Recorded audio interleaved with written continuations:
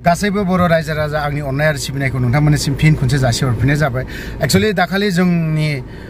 गिबि गायसनगिरि general secretary जायखौ बुङो अरखां दाबखा अमरेन्द्र ब्रह्म बिथाङा गुवाहाटी बाथौफुरियाव बर' स्कुलनि टिचारबो मावो। बिथाङा सानसे समाव ndfb आफादनिनो गोख्रों मावथिमोन, नाथाय बिथाङा माखासे जाहोननि देहा उसुबिदानि थाखाय बिथाङा आफादनिफ्राय रिटायार लानानै ओंखारना थानो गोनां जादों। तो लोगोफोर बावहाय बिथाङा दिनै दाखालिहाय सेन्ट्रेल जेलावहाय जोंनि ndfbनि सोद्रोमाफोर जायफ्रा स्टन जादों उदैयाव बा बायदि रोखोमनि बेराम जादों होननानै खोनादों बिथांखौ थांनायखौ नुनो मोनदों। तो लोगोफोर बिथाङा जाखिनि बाथ्रा बुंनाय बेखौ नोंथांमोननो इसे शेयार खालामनो सानदों। आं भिडिअखौ बिदिब्ला स्टार्ट खालामनोसै। खुलुमबाय। आं मैया बेलासियाव 1टासोआव आङो जेलाव थांदोंमोन। आंनाव मोनसे लाइजाम सफैदोंमोन जे एलार्जिजों लोगोसे सासे सोरनिबा स्टन जानाय बे लिस्ट फैबाय। लिस्ट फैनाय लोगो लोगो आङो मुलिखौ नागिरनानै फार्मासिखौ गिदिङै एलार्जिनिखौ मोनदों खुब मोनब्रैसो फार्मासि नागिरनानै। बिनि उनावहाय जि स्टननि मुलि बे मुलिखौ मोनाखै। थेवबो मैया जिहेतु थांनाय जाबाय, बे थांनायाव आं बेखौ लानानै थांनानै आङो साथाम आंजों नुजाफैदों आरो सिङाव हाबनानै रायलायनो खाबु होदों। जेल सिङाव हाबनानै साथाम, जेरैहाय बेरेमा आरो अमल राभा आरो सासे राहुल होननाय, बे साथामा आंजों नुजाथिनानै रायलायफैदों। रायलायनानै गोबांनि कन्डिसनखौ बिथांमोनहा बुंबावदों जे खुब माने एसेबां माने माबा नङा, मोजां नङा, गासिबनिबो गोसोआ दासिमबो माने खोब दुखुजों दङ। किसुमाना थाखा फैसानि खेथ्रआव बुंदों जे बहुद न'खरनि माबायानो गरिब, रावबो नायफैया, बेफोरबायदि खोथा मैयाबो ओंखारदों। आरो लोमजानायनि जि असिला लानानै आं जे थांदों, बे थांनायाव माखासे बिथोरिया खोथाखौबो रायलायनाय जादों जे बिसोरनि जिबादि उदां जानो लुबैयो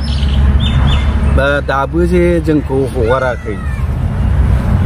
सुक्ति जाबाय होनदों, पिस एकर्ड जाबाय होनदों, जों बिदिनो थानांबाय थानोसै नामा, बेबायदि कुइसनखौ साथामबो गले गले सोंबावदों आंनाव। आं बुंदों बेथ' मोनसे राजनितिकनि खोथा जाहैबाय। राजनितिकआव जि सन्धि एबा गोरोबथा होननानै बुंदों, बे गोरोबथाया मा रोखोमनि जादों बेखौ जोङो हमस्लाबनो हाला। बेयाव पलिटिकेलनि राव एबा राजखान्थियारि माखासे गेलेनाय थाबाय, बोन्दोंजों खाजानानै थानाय बायदि जानो नुबाय। जे बेवहाय बै जिथु पिस बुंदों, बे पिस जिथु एग्रिमेन्ट होनदों, बे पिस एग्रिमेन्टआव खुनु बारग'नायनि खुनु दफायाव लिरनाय गैया जे केसआ डिसमिस जागोन, बे लिरनाय गैया। गतिके बेखौ आङो बुंबाय जे आं नायनायावथ' आं बेबादिसो मोनदों जे बेवहायथ' बिदि माबानाय गैया। खिन्थु बेखौ जों बयबो बर' जाथिया गासिबो खौसे जानानै बेखौ आवाज होआब्ला बे माबानिफ्राय जि साजानिफ्राय बारग'नायनि खुनु राहाखौ नुनो मोनाखै। आरो बिसोरो गावसिनि साजाखौ जेरैहाय होगोन बेबादिनो खाथिनांगोन बा पानिशमेन्टखौ लानांगोन, बेबादिखौसो जों नुहुरदों। बे खोथाखौ बुंनायाव खोब दुखुजों बिसोर बुंबाय माबाफोर उफायफोर दंना गैया। उफायखौथ' नोंसिनाव जों दाखालि बैसागु फालिफैनायनि उननि नेक्स्ट डेनिफ्रायनो जोङो अन्तत' जोङो एसे सानलायनाय जादों। आंजों जायफोर मानसिफोर दङ जों सानलायनानै जोङो मा खालामनो हाया मा खालामनो हायो बेखौ रायलायबाय थानाय जादों। फैबाय थानाय बोथोराव खुब खम समनि बिथोराव नोंसोर माबा नङा माबा मोनसे जोंनि मावनायखौ नुनो हागौ। खिन्थु आं दिनै बुङा, बेवहाय आं बुंनाय नङा, मानो होनबा बे ओंखारखागोनखा। बे खोथाखौ होननानै आं मैया बुंथिनाय जादों। आरो बेनोल', लोमजानाया सासेल' नङा, मालाबा सोरहाबा उदै गाज्रि जायो, मालाबा सोरहाबा उन्दुनो हायानो, हरफा थोलो उन्दुआलासिनो थाग्राबो दंनो। बे ब्रेना एसे सोरनाबा मा होनो बिदिखौ एसे उसुखुथु मोननायजों माने एबनर्मेल बादि जानो नागिरनाय, बखिबाय थानो नागिरनाय, रायलायबाय थानो नागिरनाय, बेबादि बाथ्राखौ मैया एसे खोनाबाय बिसोर साथामनिफ्राय। आरो खुब रिकुवेस्ट खालामदों जे जेरैखि जाया नों सारमोनाबो एसे मदद होदो। जेरैखि जाया मदद होदो जोंखौ नायफिनदो हनै जोंनि लिडारफ्राथ' जोंखौ थगायनाय बादियानो जाबाय बेबादि बाथ्राखौ बुंदों बेखौथ' उकिलजों रायलायनायाव बे खोथाया जेनेबा जेसेबांखि नाङा मानो बे जिहेतु एनआइए होनना बुंदों एनआइएआ बियो कर्टनि माखासे ल'निफ्राय बायह्रायाव बानायब्रबजानाय ल'सो बियो बे जितु नेशनेल इनभेस्टिगेशन एजेन्सि होननानै बुंदों एनआइए बे एजेन्सिया गावहानो मोनसे नेशनेलाव माबाफोर जुदि नेशनेलनि एगेन्स्टआव माबा खामानि मावदोंबा बिनि सायाव बिसोरो माबा लायो बियो बै कर्ट आरो नैबे कर्ट बे आलादा आलादाथार फारागा बेनो बिसोरनि मथे दा एनआइएनि जाय उकिल बे उकिलनि मथे ओरैबायदि होनदों जे सोरबा दं नामा हम डिपार्टमेन्टआव थांनानै रायलायहैनो हानाय सोरबा दं नामा चिफ मिनिस्टारजों रायलायनो हानाय सोरबा दङ नामा प्राइम मिनिस्टारजों रायलायनो हानाय थारमाने मा बेवहाय जोङो डाइरेक्टलि बियो पलिटिकेल होननानै जों हमनो हाबाय आरो बेखौ सोरबाया रायलायहैबाबो जानाय नङा जेब्लासिम बै माखासे जायफोरनाखि सिगनेटरिसफोर बिसोर जुदि ज' जानानै बे बाथ्राखौ बे चिफ मिनिस्टार होन हम डिपार्टमेन्ट होन बिसोरजों रायलायाबा बे जानाय नङा खिन्थु उकिलजों गेलेबाय थायोबा उकिला टाइम लागोन खिन्थु पइन्टआव फैनो हालागै बिसोरो हयथ' बोसोरब्रै बोसोरबानि उनाव बेफोरखौ माने मावफुंना होनो हागोन बे बाथ्राखौ जों एसे फिल खालामनो हायो बेथ' मिनिथावना बिसोरो गिदिर गिदिर बेमारनि मुलिखौथ' होनो हाया बे ओरैनो खिनाय मेलेरिया गगा मोननाय गुजुनाय खर' सानाय बेफोर बे गभर्नमेन्टनिफ्राय जि साप्लाइ जायो बेखिनिखौ होयो खिन्थु बिनिख्रुइ बांसिन जाय बेमार जादों बे बेमारनि मुलिखौथ' मोनफेरा होननानैसो बुंदों बिसोर बुंनाय बादिथ' माने बेबादि मुलिखौथ' मोना जों बेक्तिगत भाबै बायनो गोनां जायो प्रेसक्राइब खालामना होयो बेखौ नोंसोर बायनानै जादो होनो थ' बायनानै जानोबाथ' फैसा नांबाय फैसा नांगौबाथ' न'निफ्राय बिहरनांबाय सोर हरनो नङाबालाय दा बेबायदि बिसोर बुंदों आरो जायनि जाहोनाव बिसोरो दिनैसिमबो खायफाया बेमाराव भुगिनानै दं बेथ' बिराद मोजां कुइसन आङो टाइमखौ एडजास्ट खालामो आङो फुङावनो फैयो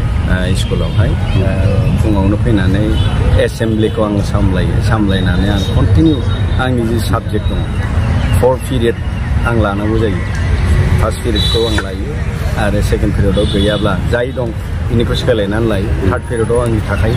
4 पिरियडखौ लायो आरो 5th पिरियड जि दङ बे 5th पिरियडखौ आं आवगायाव बारनानै लानानै हेड सारखौ बुंनानै आं थाङो जे आंना ओरैबायदि मोनसे खामानि दङ बे खामानिनि थाखाय आंखौ हगारनांगौ होननानै आं थाङो आरो बेबादिनो आङो एडजास्ट खालामनानै दं ओरैनो जोंनि जायफोर रायजोफोर दङ रायजोफ्रा खुब माने बांसिनानो आरो सन्डे लायो किसुमाना सन्डेबो खालामजायो मानो होनबा खायफाया गाव गावनि बिबाननिफ्राय एसे गावहा मावनांगौ खामानिफ्राय एसे दोरोदनानै बांसिन गावनि लाबालाबाव थांनायखौ जों नुयो खिन्थु बेफोरबादि जायोबा बे एसे समाजाव जि माखासे अनुस्थानफोर दं जेरै इनस्टिटिउसन जेरै जोंनि जा सोलोंथाइ इनस्टिटिउसन बेफोरबायदियाव खुब खहा जायो मानो होनबा दिनैनि दिना मोनसे गोनोखोआरि जुग जायखौ जों ग्लबेलाइजेसन होननानै बुंदों बेबायदि समावबो जोंनि माबायावहाय खामानियाव जों डेलिभार खालामोबा गावनि थाखाथारनाय थिनानै होखाजानाय बिबाननिफ्राय जुदि जोङो एसे दोरोदनो नागिरोबा बे गोरोन्थि जागोन आं बे समाव बेखौनो बुंनो नागिरदों जे जायफ्रा फोरोंगिरि आं बायदि फोरोंगिरि दं माबा मोनसे खामानि दंबा माबा मोनसे माबा दङबा स्टाफनि गेजेराव एडजास्ट खालामलायनानै थांफिननानै फैफिननो हानाय बा मावखांनानै थांनाय बेयाव गथ'फ्रा खहा जाया नै दिनैबो आं बुंगोन दिनैबो जोंहा मोनसे गुणोत्सबनि जा थांनाय गुणोत्सबाव जानाय माने रिजाल्टनि दिनै जोङो रिजाल्ट माबाखौहाय होदों मार्कशिटखौ बेवहाय जों गार्जेनफोरखौ लेंहरदों गार्जेनफोरखौ लेंहरनानै नै दा बावैसो एसे सिगाङावसो जोंना मिटिङा जोबदों गार्जेनफोरजोंबो जफानानै फैदों बेयावनो जोङो बेखौ सामलायदों आरो दिनै जिबायदि जोङो रायलायो गार्जेनजों फरायसाजों आरो जोंनि स्टाफजों बे स्टाफजों जोङो एखे गोसो मिलायलायनानै मावोब्ला बेवहाय खहा जानाय बा मा होनो क्लास लस जानाय बा गावनि डिउटिनिफ्राय एसे दोरोदनाय बे जाया होननानै आं सानो आरो आंनो नामखौ बुंदों राभा सासे राभा होनदों ओमफ्राय सासे बर'नो ओमफ्राय सासेया सोरबा ब्रेना बारा एसे माबा थिग गैया बेबायदि जालायनायबो दंसै होननानै बुंदों नामखौथ' आंनो बिदि बुङाखसै सासे बिदिबो जाबायलै सार बिदि होननानै बुंदों आरो गतिके माने बेनि माबाया एसे एबनर्मेल बादि फैबाय बिदि आरो गतिके बे साननानै जादों बिसिमथ' दासिम रावबो लायाखै खिन्थु बेखौ आं मिथिनायाव बे साइकेट्रिस्ट जागोन साइकेट्रिस्ट थांनांगोन बेयाव डक्टरानो हाबनांगोन बिनि मन'बिगियानखौ नायनांगोन बिनि गोसोनि माबाखौ सिनायनांगोन स्टाडि खालामनांगन बिनिफ्राय मा मुलि होथावो बा मा एक्सारसाइज खालामथावो बेखौ खालामनांगन एक्सारसाइजजोंबो गायो खायफाया बेबायदि जानाया दा बेथ' जुदि बाहेरायाव लांनांगौ जायोबा हयथ' बे खाथियावनो दं सनापुरावनो दोनहैनो हायो बेवहाय माखासे दसे एक माससो दोननानैबाबो बे गायो आरो बेबायदि जायो थ' लोगोफोर जोंनिनो ndfb अमरेन्द्र ब्रह्म जायखौ बुङो अरखां दाबखा सार बिथांनि जाखिनि बाथ्रा बुंनाय दिनैसिमबो बिथाङा बैसो जाब्लाबो हारिनि सेन्टिमेन्टआ ओरैबायदि दङ ओरैबायदि स्पिरिट दङ जों बे सारखौ जों अराय सम जिखियानो जाया मानो आफादा डिसबेन्डआनो जाया मानो माखासे जाहोननि थाखाय ओंखारना थादोंब्लाबो जों अराय सम बिखौ गोसोखांनांगोन आरो बिथांखौ जों बावनो हानाय नङा थ' लोगोफोर आं भिडिअखौ बारा गोलाव खालामनो सानाखै बेवहायनो दोनथ'बाय जय बर' हारिनि